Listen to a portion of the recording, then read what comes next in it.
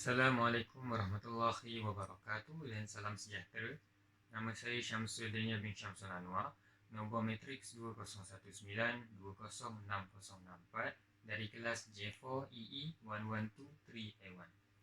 Saya merupakan pelajar SEM 3 UiTM Cawangan Johor, kampus Pasir Gudang. Dalam video ini, saya ingin menceritakan serba sedikit mengenai salah seorang tokoh ilmuwan Islam yang sangat dikenali dan disegani oleh umat Islam dan juga orang bukan Islam. Tokoh yang saya maksudkan ialah Abu Hamid Al-Ghazali atau juga dikenali sebagai Imam Ghazali. Nama penuh beliau adalah Muhammad Ibni Muhammad Ibni Muhammad Ibni Ahmad dan nama gelaran beliau adalah Al-Ghazali At-Tusi. Nama panggilan beliau pula ialah Abu Hamid. Terdapat juga beberapa nama gelaran yang diberikan kepada beliau, termasuklah Hujjatul Islam, Siraj Al-Mujtahidin, Zainal Abidin, dan juga beliau dikenali sebagai Al-Ghazal oleh orang barat.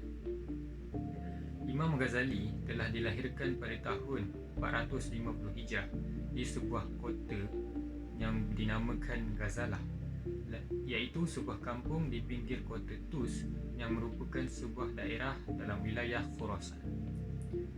Imam Ghazali dilahirkan ke dalam keluarga yang kuat agamanya walaupun hidup dalam keadaan serba sederhana. Bapa beliau bekerja sebagai penenun kain dari bulu biri-biri. Hasil daripada tenunan tersebut akan dibawa dari Ghazalah ke kota Tus untuk dijual di sana. Walaupun si bapa adalah seorang yang miskin, namun dia merupakan seorang yang jujur dan baik hati. Bapanya merupakan seorang yang alim, ahli tasawuf dan tidak makan makanan selain daripada usahanya sendiri. Selain itu juga, bapanya mempunyai kecintaan yang mendalam terhadap ilmu pengetahuan dan menghormati orang-orang yang berilmu. Dia suka bergaul dengan para alim ulama dan juga para sufi sambil mempelajari ilmu-ilmu agama daripada mereka. Oleh kerana si bapa selalu mendampingi orang-orang yang berilmu dan sering mendengar hujah-hujah mereka, si bapa berasa selesa bersama mereka lalu berdoa kepada Allah agar dia dikurniakan seorang anak yang cerdik, berilmu dan juga soleh. Doanya itu pun telah diperkenankan oleh Allah Subhanahu Wa Taala dengan terlahirnya Imam Ghazali. Bapa Imam Ghazali ini telah meninggal dunia ketika Imam Ghazali berumur lebih kurang 6 tahun. Setelah ayahnya meninggal dunia, beliau bersama-sama adik lelakinya yang bernama Ahmad telah disara oleh sahabat bapa mereka. Bapa mereka telah mewasiatkan sedikit wang kepada sahabatnya itu bagi membiayai kehidupan kedua-dua orang anaknya itu.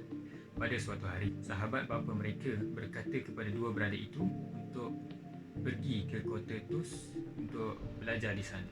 Maka kedua-dua adik-beradik itu pun pergi ke kota Tus kerana sahabat bapanya itu tidak lagi mampu untuk menyara mereka berdua atas faktor kemiskinan. Imam Ghazali telah mendapatkan pendidikan formal di madrasah di kota Tus, iaitu Madrasah An-Nizamiyah yang menawarkan beasiswa kepada setiap pelajarnya. Madrasah ini juga membiayai makanan, pakaian dan juga kitab-kitab kegunaan para pelajarnya.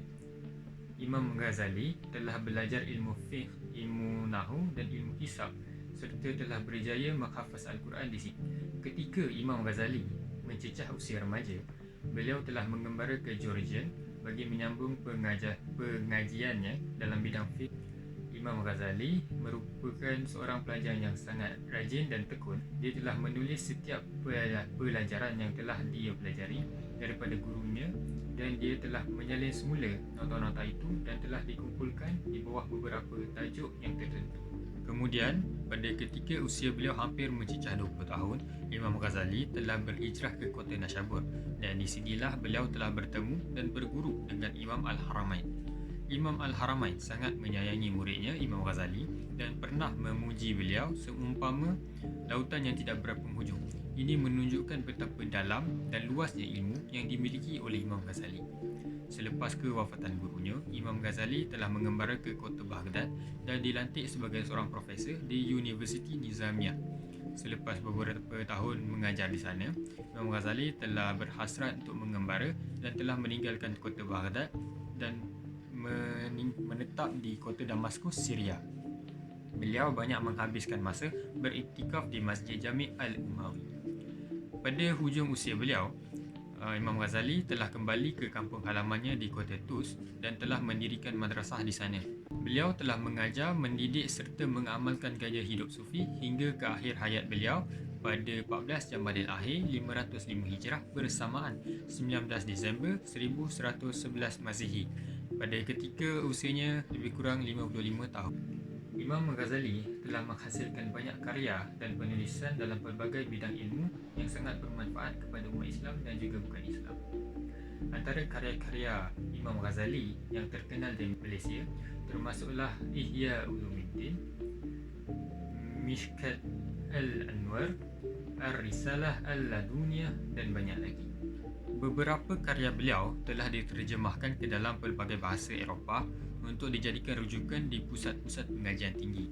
Hasil-hasil tulisan Al-Ghazali telah mempengaruhi tokoh-tokoh Islam seperti tokoh sains iaitu Ibn Rushd atau juga dikenali sebagai Averroes. Imam Ghazali juga membahaskan tentang bagaimana alam ini tercipta dengan kekuasaan Allah SWT yang Maha Esa.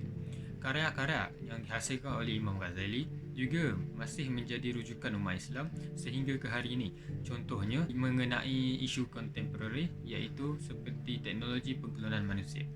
Imam Ghazali juga terkenal dalam bidang sains politik di mana penulisannya terbahagi kepada dua perkara iaitu teori kenegaraan dan teori pemerintahan. Buku-bukunya juga membincangkan soal kepimpinan bagi sesebuah negara Islam. Sebagai seorang pelajar, kita dapat mencontohi cara pembelajaran Imam Ghazali. Beliau merupakan seorang yang rajin, tekun dan sungguh-sungguh dalam menuntut ilmu. Kita juga perlu menjalin semula nota-nota, memahami serta menghafal setiap yang kita setelah pelajari agar kita dapat mempraktikkan dalam kehidupan seharian seperti mana yang telah dilakukan oleh Imam Ghazali. Kesimpulannya, Imam Ghazali telah memberi banyak sumbangan yang besar kepada tamadun Islam pada hari ini. Oleh itu, kita sebagai umat Islam perlulah mencontohi gaya hidup Imam Ghazali dan mengkaji setiap karya-karya yang telah ditulis oleh beliau agar kita dapat menjadi seseorang yang lebih baik. Sekian sahaja dari saya. Terima kasih kerana sudi mendengar dan menonton video ini. Assalamualaikum warahmatullahi wabarakatuh.